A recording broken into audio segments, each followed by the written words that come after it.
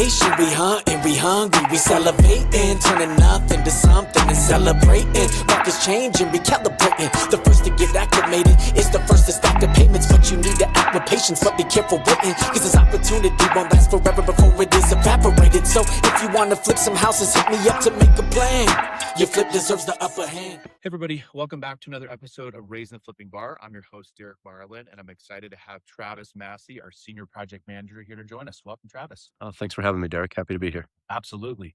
So guys, what we're going to talk about today is we're going to talk about rehab budgeting, because that's obviously Travis's area of expertise in general and with the company. But everybody's so focused on deal analysis and getting a good deal. Yes, that's step one. But we really need to look into, as margins are tighter, as the market is more challenging. Our last episode was obviously talking about this is a weird ass market. We need to be really, really dialed from the rehab side of things, from the construction management side of things. If you think about it, interest rates are higher, so that makes things more challenging. Buyers are more selective.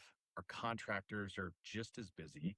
I feel like, it's not like prices are coming down, which we'll talk about in a second.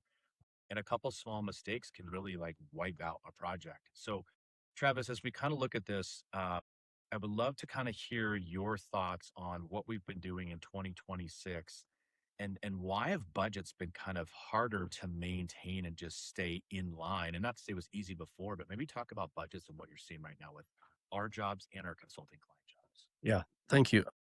One big thing that we've noticed is, when we had a run up in COVID on material pricing, lumber, of course, went through the roof, steel went through the roof, and I guess it's almost double fold now with tariffs. Those prices generally don't come back to where they need to be. Once the lumber house gets an affinity for that price and kind of sets the market at that price, even though the excuse was COVID or the excuse was tariffs, they may come down a little, but they're not coming down to where they were before. So that's one of the big challenges, and we're not in control of that. So we're kind of at the beck and call of what the government does or what those price increase reasons are. So that's one thing on materials. So from the contractor side, if they're bidding out something for a basement, or they're doing a bunch of lumber, or they're doing a bunch of copper pipe, that is kind of a hard cost that keeps going up and up, and there's no negotiation. Sometimes with the contractor, you say, hey, we're going to do 3 or 4 deals with you. Can we bring the price down a little bit on your labor? They're going to do that, but they're not going to be able to reduce the price of the lumber that they're purchasing from the wholesaler. So that's one big issue that's raised in the last 5 years, of course. And we see it kind of with the economy going up and down on a daily basis. Those materials are hard to quote. I have a good landscaping buddy, and he does fences all day long, and he can't give you a price on fences from day to day because it's kind of like the stock market. He's got to look at what the going rate is for lumber today, not what it was 3 weeks ago. So that makes things somewhat challenging for keeping the budgets in line. And then just other things like you mentioned, buyers, their expectations are increasing. And with the amount of volume of properties on the market right now, they have choices. Yeah. And I think, back in the day, they may look at 2 or 3 properties, pick the one they like best, take a little bit of a concession of, I don't really like this area. But now they're seeing 20 or 30 homes. And I think in a lot of buyers' minds, they take the good from each home, and they're like, well, this house doesn't have this master bath. This house doesn't have this wall. This house doesn't have a wet bar in the basement. And they get this ideal image of their house, but there's just not, it's hard to achieve what every buyer wants in that category. So when we're kind of forecasting and budgeting, how can we give it a wow factor that a buyer is going to like, but also stay within a budget, because it doesn't need to be the Taj Mahal, because that's just out of the budget. Yeah, no, I think that's really what's. You're right. It's almost like it's the Frankenstein effect. They're just taking pieces of everything. I'm sure as a traditional agent, they're pulling their hair out, seeing 20 houses and putting them together. That's really insightful. What do you think is some of the biggest mistakes that we're kind of seeing these days? Again, we're not perfect by any means, but whether it's our projects, our clients' projects, or even just other investors, both you and I are pretty in tune with what's going on. What are some of the mistakes that people seem to be making on the rehab side? I think a new investor, or even just a new person that's going to update their house, the old adage of getting 3 bids and then they go with the lowest one. If you haven't worked with that contractor before, going with the lowest one's dangerous. They may have not bid it correctly. They may have rushed it. They may know, a savvy one may know, if I bid it low, get the foot in the door, I can change order to death. And so it's really looking to make sure that they're budgeting and giving you a quote for apples to apples, because contractor A may have his systems dialed in. He knows he can finish it at this amount of time. Contractor B may be way cheaper, but your timeline's going to be longer. You're going to have more headaches. You're going to have more change orders, and you may sacrifice on quality. I often use the adage, it's like when you go buy a car, you may want a Mercedes Benz, but your budget's a Hyundai. Yeah. You can't get a Hyundai price at a Mercedes, and you're not going to get a Mercedes quality at Hyundai. So you're going to have to find that middle ground on those contractors. So I think early investors, I think that's the biggest mistake is they automatically go with the lowest one because that's going to save them the most money in their mind. But as we've seen, that can lead to a lot of issues down the line. Another issue is budgeting per square feet. It's common, it's quick, it's sort of, easy math where you're not counting all the 2x4s, you're not counting everything. And you think we can do a basement for $50 a square foot. That's true. Yeah. You can, but that's a basic basement. So you got to, again, apples to apples. You can't say, I'm going to do a $50 a square foot basement and I want a wet bar and I want a sauna and I want a cold plunge. All of a sudden that price per square foot goes out the door. So solely basing your budgeting on price per square foot is often dangerous because it doesn't account for the finish quality or the amenities that you're going to put in that property. I do like price per square foot to get your foot in the door. Yeah. Hey, are we in the ballpark? Yeah. Yep. We're in the ballpark. Now let's get into the nitty gritty. But using that as your source of truth, I think can become very difficult. I think really the last two things that budget for it, because when we open the wall, they may have used a janky technique or they may have used scrap materials and you don't know what's behind it. So let's budget to replace it and do it right because the wall's open. Now's the time to do it. So, and that can come up in contingency. That can eat up some of your contingency. So always setting aside, 10% probably minimum on an older house, maybe 15% because it's going to have more issues more than likely. So keeping that contingency and not spending it up front. Yes. We've talked to a lot of our agents. Yeah. They see that they say $150,000 budget, 10%, 15 grand. So in their mind, it's 165 grand. Yeah. Spot on. That's dangerous too. You want to keep that. I always tell them it's like your savings account, your emergency funds. And if you need it, you can use it. But if you don't need it, then it goes back into your profit line. So don't spend it up front. Keep that contingency. Be true to your budget. And if something pops up, then you're free to write that check to the contractor to fix whatever issues you may have. And I think the last thing, it kind of goes back to the Frankenstein house, is really being in tune to the neighborhood. If you're doing a flip, in Aurora by the airport, it may not need the amenities that, say, a Wash Park house has. The Wash Park buyer, they probably want a grand kitchen. They want a great master bath. They probably want, a backyard with a fire pit. The buyer in Aurora, they want a nice house, clean, functioning, everything to code, but you're not going to need to put those finishes in there. So kind of staying true to the neighborhood and the price point. Not all, I know saunas and cold plunges are all the rage right now, but not every house needs that. Yeah. So just being really in tune to what the end buyer is going to want. Yeah, I think that's really spot on. And still with what the end buyer wants at that specific price point, you still have to have, I'll call it a 10 out of a 10 level of finish for whatever that price point is. Yes. Because we're seeing stuff sit. If you're trying to kind of do a lipstick type flip, no matter what price point, that's where we're seeing inventory sit. But if you are priced right and it's a really nice house for whatever quality you're shooting for, that stuff seems to be. Absolutely. And I think with all the technology and different websites available today, buyers are more educated. They can look at Zillow, they can look at Redfin. Back in the day, you needed your real estate agent to send you the listings and you're looking at listing photos. Now they can go back and do a lot of research. They can see how many times it's sold. They can see neighborhood data.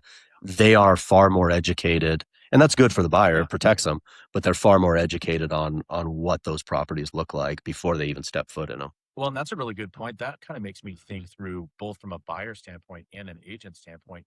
People will go back, and this is the perfect segue we'll talk about in a second, but permits. People will go back and see if permits were pulled. And so if you need to do it, you should do it. Or if not, you need to almost have our selling agent educate the buyer's agent of why there weren't permits pulled. So for example, if you're going to keep a kitchen in the exact same spot, you're just doing old kitchen for new kitchen, you don't need to pull a permit. But they just think, oh, wait, it was updated. Why weren't permits pulled? So that was a really astute way to look at that of like buyer education and hopefully real estate. Yeah. And again, the second point that Derek made, real estate agent education is really huge because a buyer is going to look at it. They're going to get all that information. They may not have the knowledge to accurately digest it. When you look at like sales history, somebody may say, well, why is it sold so many times? There must be something wrong with the house.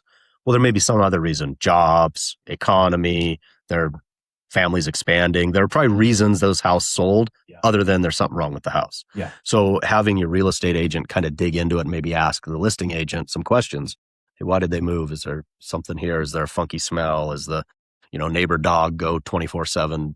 Find out the real issues, but you need your agent to kind of be your communication device for that. No, and that's spot on. And I think I kind of want to ask you a question because we get asked this all the time too, is how do we decide whether we're going to use a GC and a true general contractor who can pull permits versus running the project ourselves? And maybe also talk a little bit about your role as the project manager to step in versus maybe what an investor would do. But yeah, let's talk about GC versus, let's call it self-managed. Yeah. So you'll see it on a lot of Facebook groups or meetups where people are saying, well, I'm doing all the work myself, so I'm saving a lot of money. Yeah. That could be true. That also could be true that you're paying yourself $10 an hour.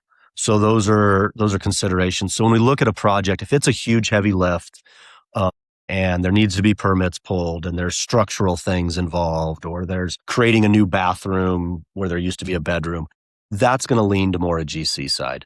The GC can handle that. They do that daily. They file the permits daily. They check on them. They know that role and they're good at that role. So I think that's when it really behooves you to hire a GC as opposed to trying to do it yourself. And also, when you're pulling permits, you need licensed workers. So everybody can lay tile, everybody can paint, everybody can hang doors, but everybody can't plumb a new bathroom. So you really want to have a licensed contractor that knows what they're doing. That way, 3 months down the road, you don't get a call saying, hey, our basement flooded and it's your fault. So we really want to be in tune to that issue. When we're looking at self-managing or self-GCing a job, like Derek mentioned, a kitchen revamp, a bathroom revamp, paint, carpet, trim, those are things we can get subs for and we can manage it and do it. So it's not always dollar amounts. I think a lot of people would say, well, if the rehab budget's over 150,000, we're going to hire a GC. That's not really the key. The key is the type of work being done in the property and what you need for the permit side, for the licensed contractor side on that. There's certainly advantages to both. When you have a GC, you have one point of contact. We hire a GC. I call the GC. We meet there. He handles his subs. So it's a little bit easier communication on that standpoint, as long as they're a good communicator. Also, if you have lasting relationships with GCs. So if you've done 3 or 4 projects with them, they know how we operate. They're comfortable with the cadence. They're comfortable with the materials we buy. So it is a little bit more rinse and repeat on those. So good relationships with your GC, it makes those things go quicker. Warranty work. It's more of a blanket warranty, whether it's a 6-month or a year warranty that you're given on the house. It's easier to have the GC provide that. If we're self-managing, then it's 50 warranties. It's the plumbing warranty, it's the paint warranty, it's the carpet guy. It's a lot of different variables in that. And so the benefit to the GC is just one point of contact. As far as cons on a GC, you do have some. You're going to have the markup. They're going to have their price. They're going to have their materials. They're going to mark those up to you at the end, especially rough materials. They're going to have their plumber's quote. They're going to mark that up. They're going to tack on probably 15 to 40%, depending on the job. And so you're going to pay a little more with the GC on that. You probably have a little bit less control over all the specifics with the GC. It's a plus and a minus. So an existing relationship with a GC, they know how we run it. So a lot of decisions they'll make without calling you, without bothering you, without slowing the project down. As long as they're making the same decision you would make, that's great. So occasionally you'll have a GC say, hey, we put up shelves here, or we, closed off this area and we didn't want that. So then you're going to have to go back and talk about change orders. So sometimes you have a little bit more control when you're managing every single sub. When you're self-managing, obviously the profit margin stays in the company. So that 15 to 40% theoretically will stay in the company. So you do save some money on that side. You do have a little more control, like I said, because you're meeting with the plumber individually, you're meeting with the tile guy individually. So it's a little bit more direct communication to the tile guy. You can say, hey, this is the pattern we want. This is the joints we want. This is the color we want. And it's a little more control, but it's a lot more conversations. Yeah. I think on the con side, scheduling headaches. If a GC has his crews and he's been running with his crews for a long time, they know Monday morning where they're going. And that's great. If you're hiring a plumber, he may have an emergency the night before. He may have had a hot water heater go out. So he may have been 3 a.m, 50 miles away from you. So sometimes those scheduling issues do come up when you're self-managing, or the tile guy skips town, or family emergencies. We've heard all the excuses.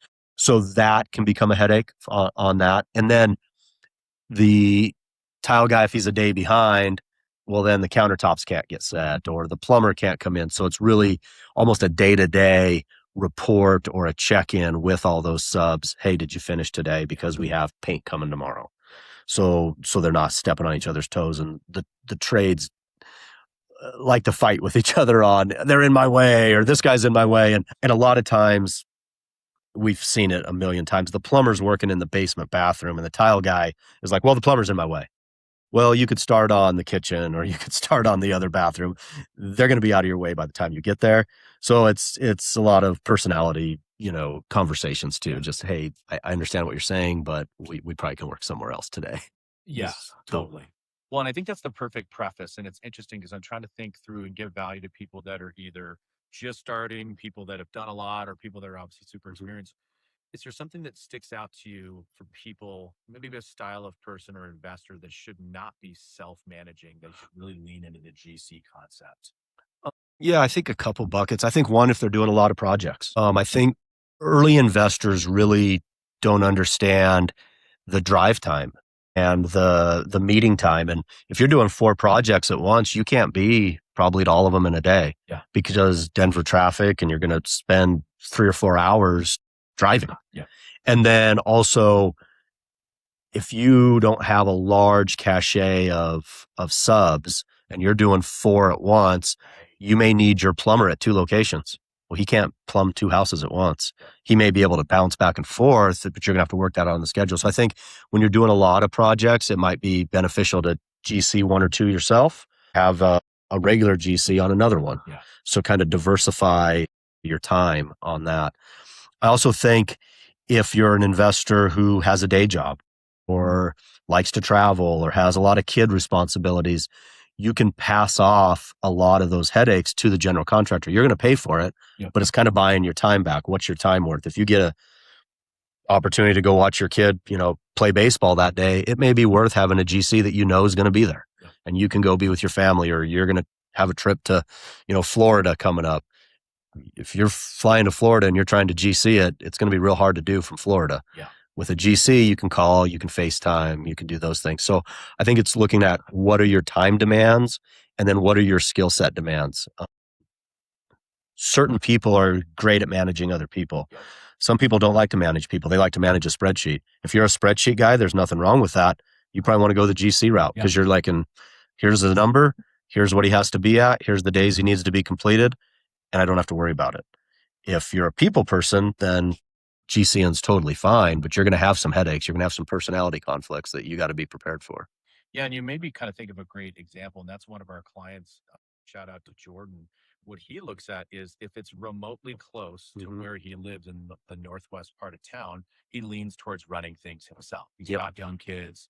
It's your point, family responsibilities. You don't want to be missing stuff versus we work with him and we run stuff that's, kind of far away in his opinion and his decision. So it could be something as simple as that. It's right, proximity and time. And people, people don't value their time. Right. And I think that's super, super important. The other thing I was going to ask you about before we go then kind of this next segment is talk to me a little bit about, I think this would be something valuable that a lot of people can try to tap into. And that's the way we run things, that even though we use a GC, we still pay for, I won't put words in your mouth, whatever percentage that you want to bring up of stuff ourselves. We actually aren't paying a markup on everything. So you can kind of live in the middle of, yes, you're hiring a GC, but what we do with our fixtures and finishes and certain aspects of the project, you can still still save a little bit. Maybe just share with the audience what you feel like is the hybrid that we've developed, and hope that people can use them too. Yeah. So typically what we'll do on our projects is we say all finish materials. that can get twisted 100 different ways. But generally speaking, we're going to pay for cabinets direct. We're going to pay for appliances direct. We're going to pay for tile, grout, all the plumbing fixtures, all the light fixtures, mirrors, those type of things we'll pay. Even doors and casings, occasionally it makes sense for us to pay direct. So we're probably saving minimum 25% on a job as far as material costs. On that, rough math, when you're like thinking of a kitchen, $20,000 kitchen, of that $20,000 kitchen, we're probably paying for probably 15,000 of those materials because appliances are expensive, countertops are expensive, and we'll just pay those direct. So there's no markup. And when I have those conversations with the GC, we're very transparent. Every GC is different with their financials. Some GCs that really benefits them. They may be cash poor and they don't want to shell out, $15,000 for a kitchen package. And so we're saving them on those. We're happy to pay markups on the rough materials because they're going to have them. Most of the plumbers have them in their truck. They're already purchased. So that's fine. The finished materials we control. The other thing is even a GC that's really savvy and has his cash flow really in line, it opens him up to do more projects. Yeah. He's not going to have to put a, $40,000 charge on his credit card to buy materials. He's going to be able to use our system, and then the Cherry Creek basement, he may be paying for all materials. So it frees them up to do theoretically more projects if they have the manpower for that.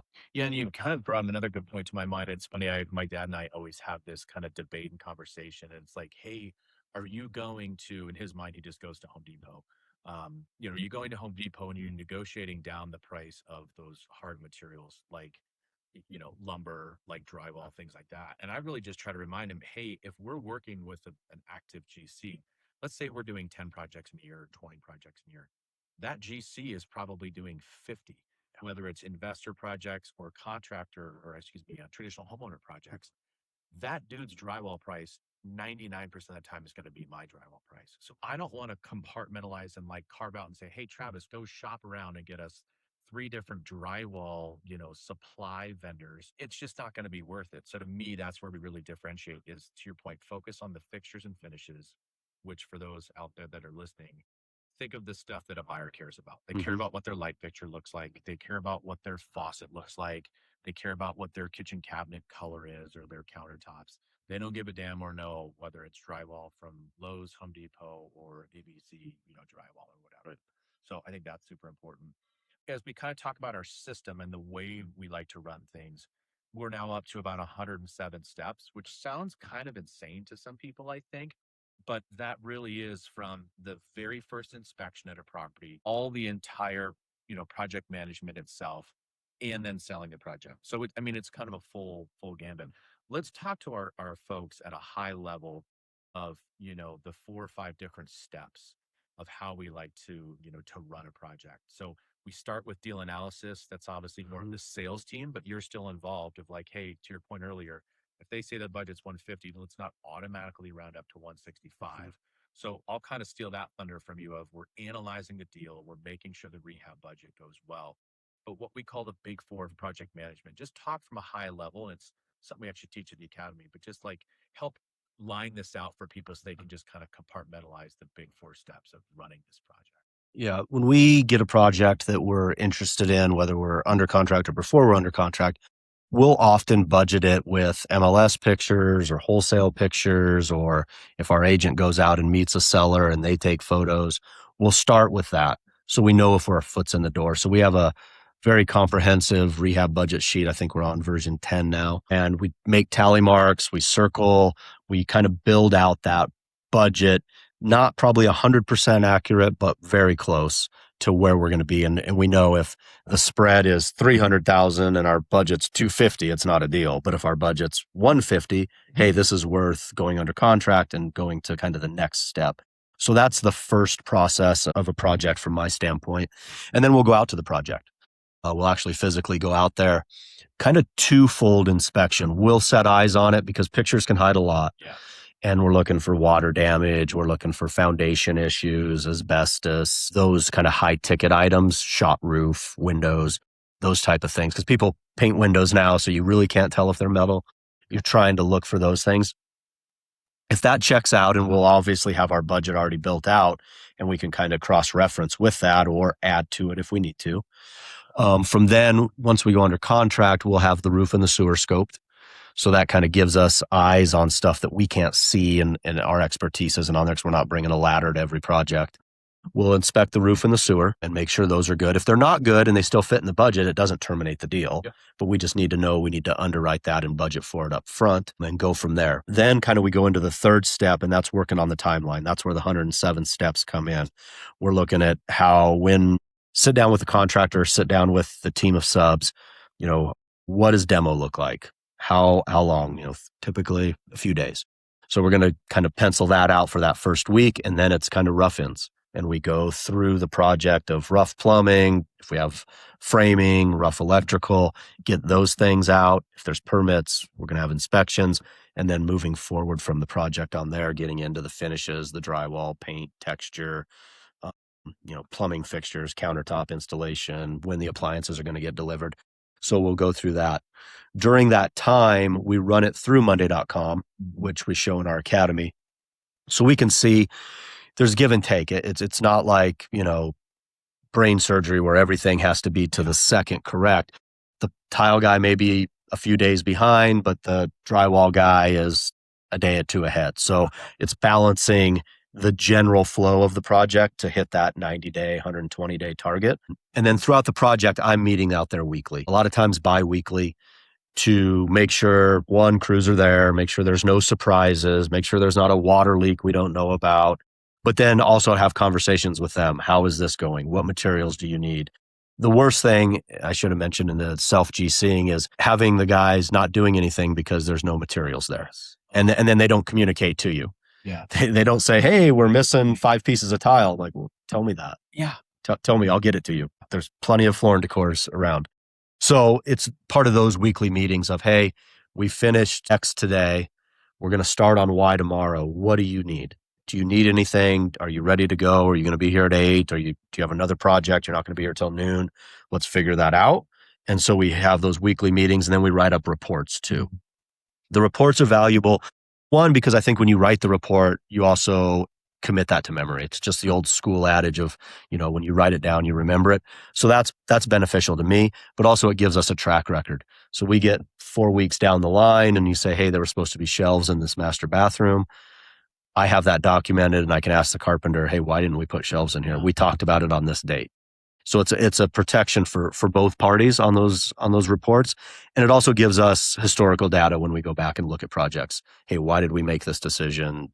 At what point did we realize, we needed to do shower glass rather than an insert, whatever the case may be.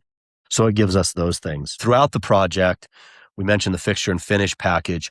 I'm ordering materials for the finish and fixture package and building that out, like tile kind of up front, pretty early on in the project. They're going to start on a lot. So we're getting that purchased. I'm getting it delivered, or I'm delivering it. Things like vanity lights, those can wait. Yeah. We can wait till we're close to the end. We order them. They come in. I talk to the electrician or talk to the plumber. Hey, what day do you want to install these?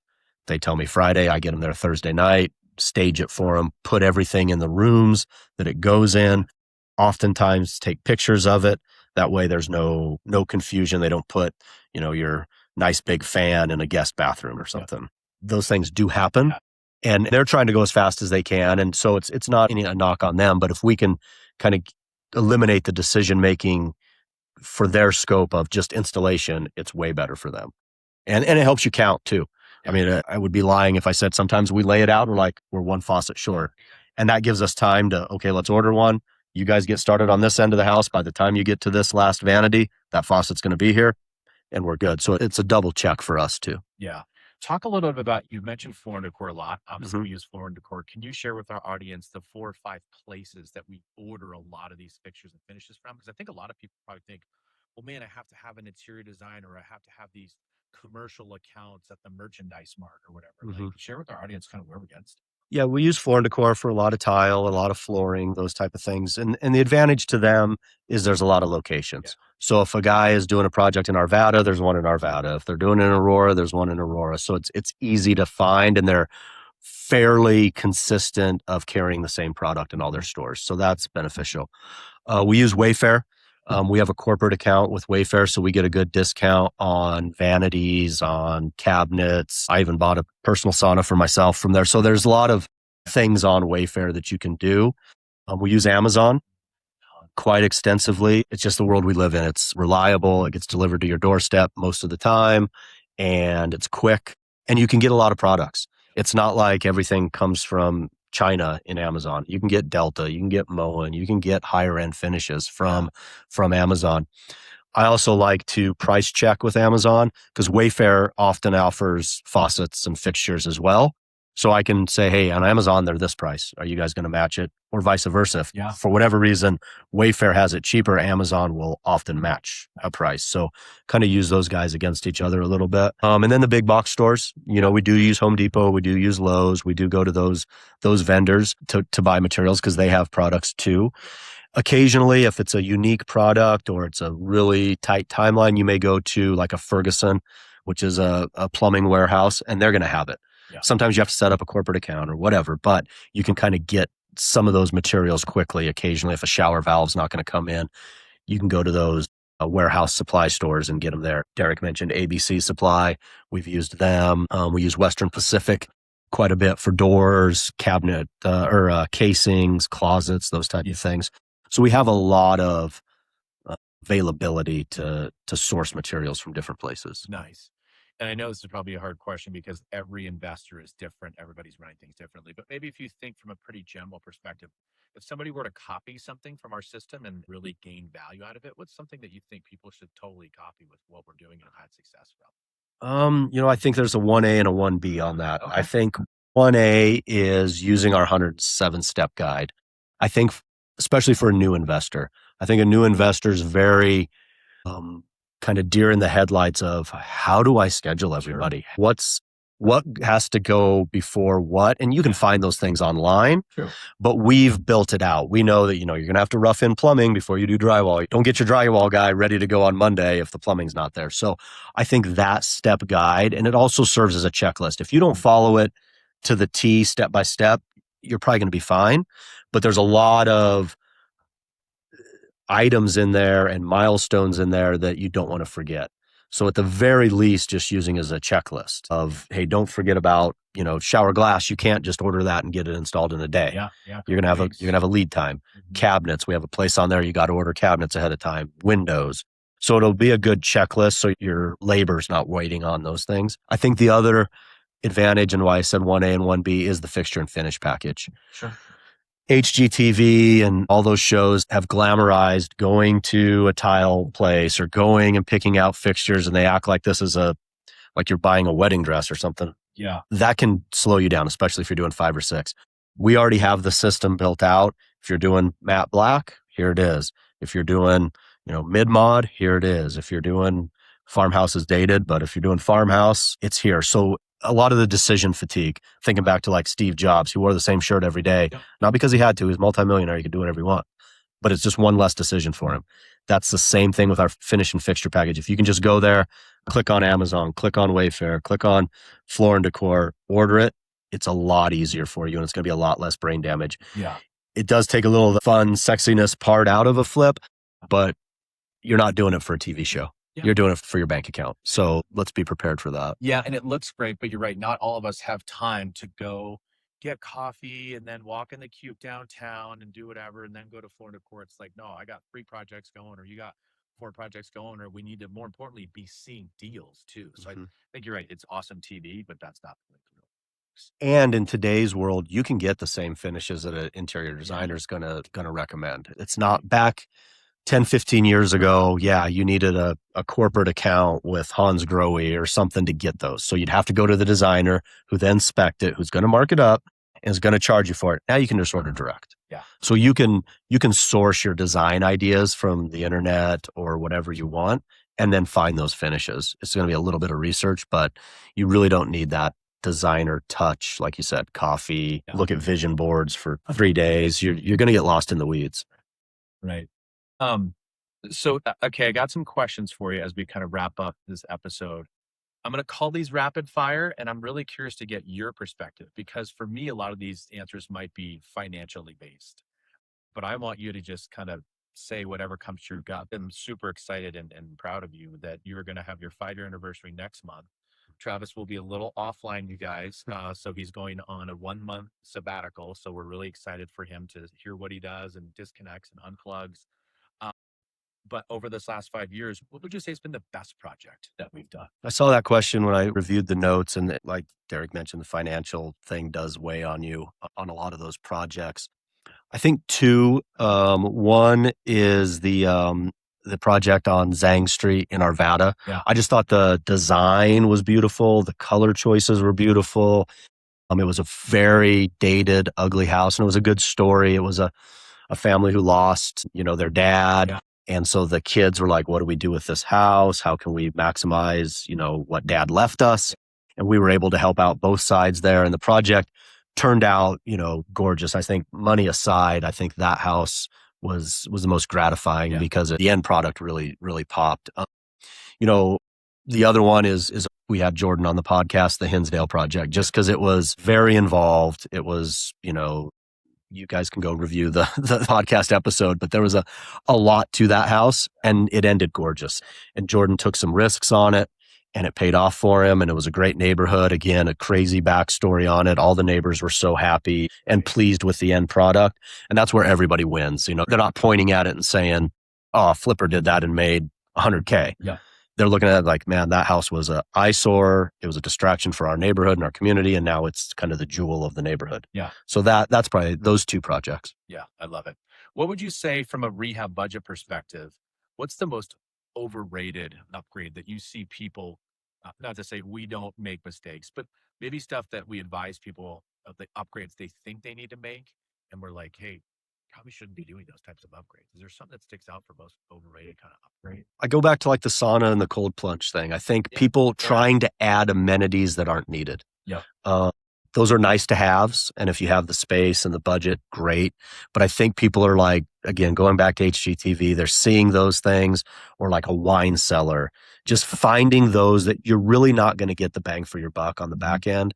And people want to do it. They see a basement and they're like, oh, I'm going to put a wine cellar down here. Well, by the time you condition it and prep it right, I just don't think those type of upgrades are the most beneficial for flippers. Yeah, and I think people underestimate storage. I'm thinking back to the project we did on Hinsdale in Centennial, where it was massive house. It was about 1,000 square feet bigger than anything else in the neighborhood. So we kind of had a blank canvas, and there was about 800 square feet that we could have done, to your point, cold plunge, sauna, home gym, whatever. And it kind of helped to make the decision for us, which was budget. But just having a substantial amount of storage, we got tons of great feedback and it instantly sold. And people were like, heck yeah, I get all these great amenities. He did add a theater room, which was awesome. But having that extra storage was huge. So don't sleep on storage. Yes. I mean, just something simple.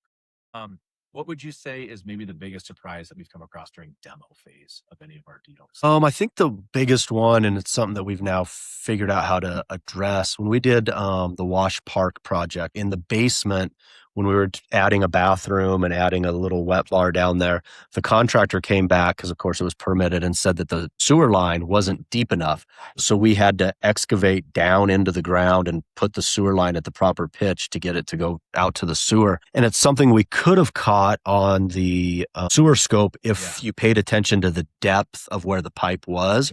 We weren't paying attention to it at that time, but that was one. I mean, we were 5 or 6 weeks into the project, and we got a call from the GC and said, hey, we have a major issue. We had to put a sump pump in there. I mean, that was, and you couldn't see it and you didn't know. And it cost us quite a bit of money. So I think that was the biggest surprise that we had come up during demo. Okay. That was a really good one. This is cool to like kind of hear your perspective, because I'm thinking of different things and you're in it every single day. So I think that was really good. I think the last rapid fire question I have for you is, what's your favorite budget saving trick? What helps people kind of save some nice change on these types of projects? One that we've come across in the last 2 projects is painting the cabinets. Yeah, good call. I really think a lot of cabinets are in good shape. They were decent when the house was built. And a lot of times in the previous years, we would just rip out the cabinets and put new ones in. And I think for, half the price, you can paint them We saw it in our Arvada on Union Street, and we just saw it on 107th, where it really changed the whole look of the cabinet. Yeah.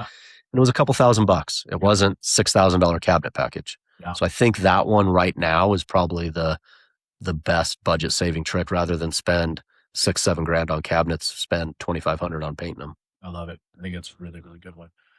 So everybody's obviously talking about AI in real estate. I think we're actually a little behind in the integration of AI in our business, maybe even the reconstruction and project management side. Maybe we're even a little further behind.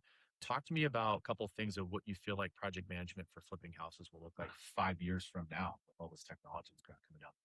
Yeah, it's rapidly changing. It's something that I see posts on all the time. I think I mentioned, like, in our big four of us tallying the budget, I think we're very close to being able to give AI that budget sheet or those parameters and videoing the house, uploading the video, and but rough budgeting there. I think that's probably that's tomorrow's solve. I also think designing with AI.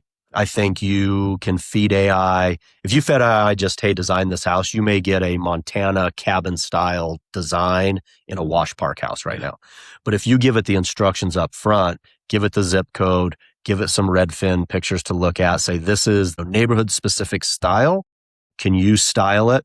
Provide me with paint colors, provide me with tile SKUs. I think AI is going to run with that as well to help design. Sure, you still need a personal touch because mistakes are going to be made, but it'll get 75% of that done for you up front. I also think leveraging AI, we've talked to some of our partners of comparing bids and saying, hey, I have X, Y, and Z bid. I'm in the Denver market. This is my target ARV. Have them do that research. You could research it yourself on the computer and find out trends and go to all the message boards, and you could do that, but it can do it in a minute and spit out and say, hey, for Denver market, licensed GC, pulling permits, here's the average cost of what I found. And then you can kind of gut check yourself on, are we getting the correct bids from contractors? So I think that's going to be a big one. I also see a day, they still have walkthroughs on the MLS, but I really think we're going to get to a point where we'll have like virtual showings, almost harking back to COVID, where a lot of buyers are going to look at those things ahead of time before they ever step foot in the house. Why are they going to waste their afternoon driving to look at a house? If they can get a cool 3D walkthrough of the whole house, they're going to get a feel for it, and then they're going to make that decision. So I think a lot of imaging, a lot of ideas, a lot of inspiration is going to come from AI, and it's going to cut out 100% the research, the human research side of it. Let AI do your research with the right prompts, because it's going to do it quicker than you're going to do it. Yeah. No, I think that's awesome. Those are all really well said things. I think it's going to be interesting. I've got a buddy who's actually doing that on the design side and taking your personal taste as an investor out of it. We try to say we design to what the buyers want, and what the buyers want is what's actually sold with other costs with ARV. So he's actually saying, hey, take 2 or 3 comps, feed that in there and say, make my house look like these houses because they sold. Yes. So I think it's going to be really interesting as we kind of evolve and see what that makes sense from a design perspective. And to your point, not everybody needs to be an interior designer. I mean, our industry is definitely skews male, but yet the buying audience skews female. So we have this weird kind of juxtaposition of counter forces talking to one another. So I think that AI can help smooth that out. Absolutely. So I think that's going to be super cool. I know we covered a ton of ground. Great job as always. Anything else you want to leave the audience with as we shut this episode down here? I just think having a system in place is going to save you a lot of time and a lot of headache. I think a side effect of like having a good memory is you think you can just handle everything, and you can until you forget the one thing that's holding the project up. You're going to remember 99%, which on a test is a great score.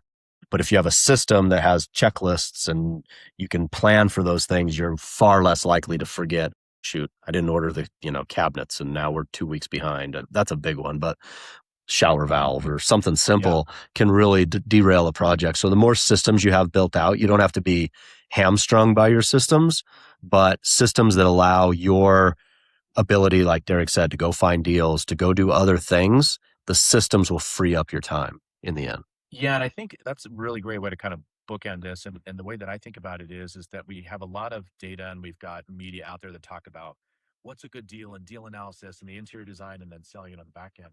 But to me, it's almost like thinking through our episode. The middle is where I think profit is maintained. Mhm. And you and I talk about it a lot. The middle of a project is when you know things are either going well or going off the rails. Every contractor has the best intentions, starts off really well, everything's going great. They all say that everything's going good in the middle, and it either is or isn't. And then Mhm. everybody hauls ass at the end, and it's all hands on deck to try to hit the date that we thought we were going to finish. It's the same thing from looking at a deal overall. You got to make sure you buy a good deal. Obviously, you have to buy right. You got to sell it effectively. But if you screw up the middle, you're kind of toast Mhm. from the beginning. So I think this has been really good. Hopefully, you guys have gotten a lot out of it. Again, thank you, Travis, for joining us. I'll wrap up, you guys, and just say that if you've got any thoughts, any questions, any comments, please get in touch with us. We've got the show notes. You guys can reach out to us. And also, we are still looking for one more agent. So if you're interested in joining our investment focused team, DM us or shoot me an email at info@elevationinvest.com. So again, Travis, thanks for joining us, and we will catch you guys on the flip side. Thanks. Elevation, elevation. Flip that house, man, this money for the making. We gon' get it, hustle harder every day, fam. Sky's the limit, time to make this life amazing.